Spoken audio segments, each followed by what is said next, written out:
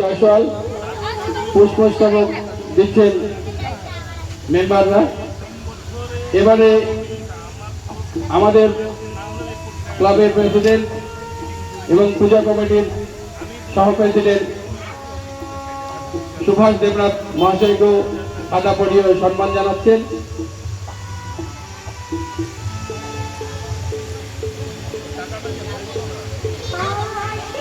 গণেশ বর্মন মহাশয়কেও খাতা পরিয়ে সম্মান জানাচ্ছেন।